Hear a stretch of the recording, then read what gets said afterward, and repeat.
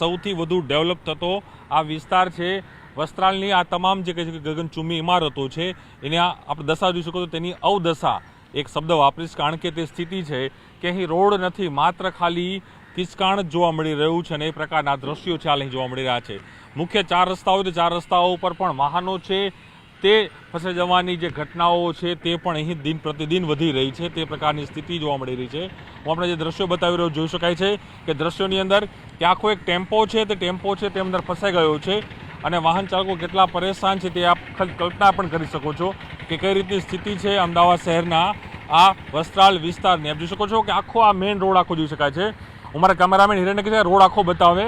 હિરેન, આપ આ રોડ પણ બતાવો, કદાચ જે સત્તાધીશો જોઈ રહ્યા છે તે જોવે, અધિકારીઓ પણ જોવે કે આખો જે રોડ છે તે સેટલમેન્ટ કરવામાં છે ને આખો રોડ છે તે અહીં બેસી ગયો છે, તે પ્રકારની સ્થિતિ છે ને ચારે તરફ એ સ્થિતિ છે। વડીલ ઉભા રહો, આ રોડ કેટલા દિવસથી આવો છે?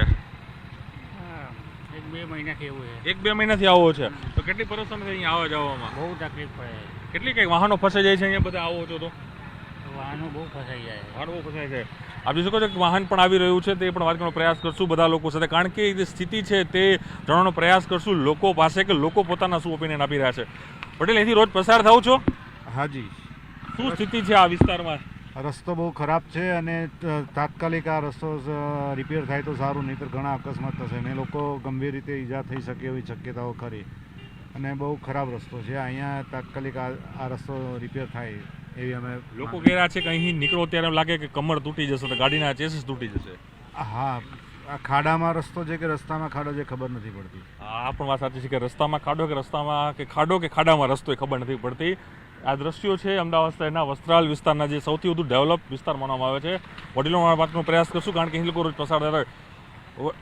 કાકા, અહીં રહેતા લાગો છો? અહીં રહો છો? અહીંયા ફ્લેટમાં જ રહો છો? આ તમારા ફ્લેટ તો બહુ મોંઘા લાગે છે। મોંઘા હે પણ કરવાના શું આને?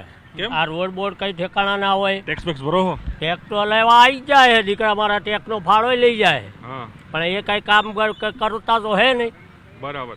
આ કેટલા દિવસથી આ સમસ્યા હું જોઉં છું? તો આ 1 વર્ષથી આ સમસ્યા હે। ગટર લાઈન નાખી એ પછી કોઈ જોવા આવ્યા નહીં, ખાડા પૂરવા કે કઈ જાય નહીં, એમાં આ વરસાદ થયો એ પછી તો વધારે તકલીફ પડે। પણ કાકા, તમે રહો છો તો આ રસ્તો હું જોઉં છું ખરે ખાડા ગટર બટર નાખી હશે, તૂટું બીટું હશે, તો પણ કમર બમર દુખે છે કે નથી રાતે?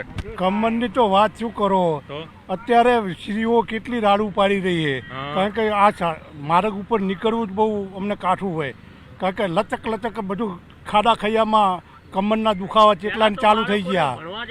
તકલીફ પડે મોટી, બાળકોને અહીંથી નિશાળે જવું હોય તો જ મોટી તકલીફ પડે, એમને લેવા જવા મૂકવા જવા, એના માટે વધારે તકલીફ છે। એટલે ચોમાસું વરસાદના સિઝનમાં તો પાણી ભરાતા હશે અહીંયા? પાણી અહીંયા આગળ પુષ્કળ ભરાય છે। બરાબર। પછી ગટરો ખોલે એટલે અંદર જતું હોય છે, પણ તે છતાંય પાણી તો આ આમની જ હોય છે।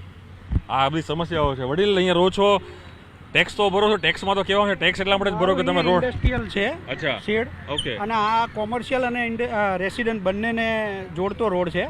મેઇન રોડ છે વસ્ત્રાલ થી 8 વર્ષથી આ ટીપી ફાઇનલ થયેલી છે। 8 વર્ષથી ટીપી ફાઇનલ થઈ છે। શ્રીધર સ્પર્શ કરીને સ્કીમ છે અને આજે 6 વર્ષ થવા આવ્યા, 5 થી 6 વર્ષ। બરાબર। એ પહેલા આ રોડ કોઈ પણ રિપેરિંગ કે નવો થયેલો જ નથી અને આ ગટરનું કામ થયા પછી આજની તારીખ સુધીમાં રિપેરિંગ માટે કોઈ આવતું નથી। હું જોઉં છું કે છેલ્લે બધા ખાડા જ છે, આમ કદાચ એરિયા છે એટલે કોમન એરિયાના હિસાબે અહીંયા રસ્તો બહુ અતિશય ખરાબ છે, લોકોના કમરના મણકાઓનો પ્રોબ્લેમ થાય એવી પરિસ્થિતિ છે।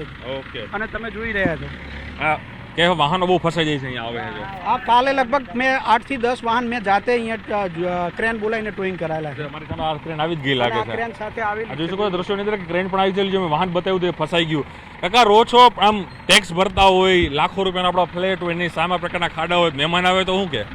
હા, મહેમાન આવે તો શું કે આ તમારી પોઝિશન તો જો આમાં કોઈ ધ્યાન દે કે નથી દેતું। આમ એડ્રેસ તેમ દેવું લાગે કે એડ્રેસ દેવે કે ના દેવે? ન દેવા, આવતા બંધ થઈ જાય છે। આવતા બંધ થઈ જાય મહેમાન, એ વાત સાચી।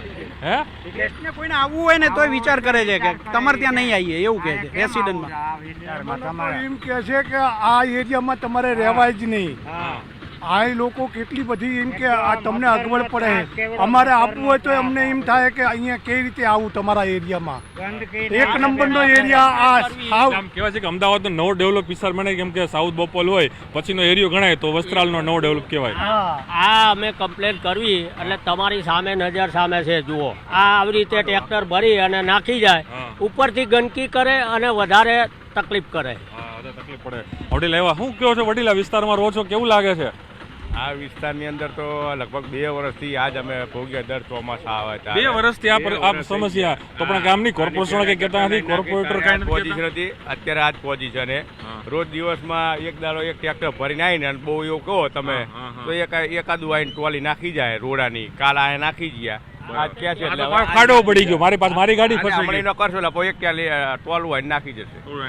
પણ એમને આ તો તમારા કોર્પોરેટર હોય, કોર્પોરેશન કે સાંભળતા જ નથી. હવે અમે તો કેટલી દાન એમને ફોને કરીએ, રોજે રોજ કહીએ એટલે એક વખત આ રોડ આવીને નાખી જાય.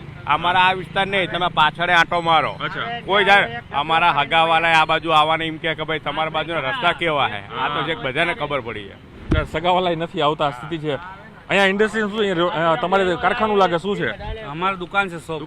શું પરિસ્થિતિ છે અહીંયા? હવે બહુ કોઈ કસ્ટમર આવતું નહીં સામાન લેવા અમારી દુકાન ઉપર. આવો રસ્તા આવવામાં કેવી રીતે આવે માણસ? બધા ફસાઈ જાય, તકલીફ પડે. આ રસ્તો ફરી બતાવીશ આપને કે આખો જે રોડ છે તમે જોઈ શકો છો કે કઈ રીતનો આખો રોડ છે. આખું આ જો આ રોડ જોઈ શકાય છે કે આ લોકો પ્રજાજનો પોતાના પ્રશ્નો અહીં કહી રહ્યા છે કે એ સ્થિતિ છે કે આ વિકસિત વિસ્તાર પણ ક્યાંથી વિકસિત વિસ્તાર છે. કેટલા લાખના 50 લાખના ફ્લેટ બનાવ્યા. બિલ્ડરો કોઈ ધ્યાન નહીં આપતા અને અહીંયા મ્યુનિસિપાલિટી વાળા કોઈ ધ્યાન આપતા. અમે કેટલી બધી ઈમેલ, ફોટો, વિડીયો બનાવીને મોકલ્યું, હજુ અમારે કોઈ નિકાલ થયું નહીં. શું કેવું તમારે? આપ જોઈ શકાય છે કે લોકો છે કેટલા પરેશાન છે. અમારી સામે શું અહીંયા જે ઇન્ડસ્ટ્રીઝ એરિયો પણ છે, રેસિડેન્ટ વિસ્તાર પણ છે, લોકો કઈ રીતે પરેશાન છે આ તેનું શ્રેષ્ઠ ઉદાહરણ અહીં જોવા મળી રહ્યું છે. ખુદ આ જોઈ શકો છો કે અહીં ક્રેન મંગાવવામાં આવ્યું છે કારણ કે જે વાહન છે તે ફસાઈ ગયું છે. અને જે રીતે એના વડીલો કહી રહ્યા છે કે આ માત્ર એક નહીં, રોજના આવા 5 થી 6 વાહનો છે તે અહીં આવે છે અને ફસાય છે. લોકો છે તે પરેશાન છે. હવે સત્તાધીશો અને અધિકારીઓ જોવાની જરૂર છે કે આ વિકસિત વિસ્તાર છે તો કઈ રીતનો વિકાસ છે આ વિસ્તારમાં અહીં થઈ રહ્યો છે. કેમેરામેન હિરેન શાહ સાથે પ્રણવ પટેલ, ન્યૂઝ 18 અમદાવાદ.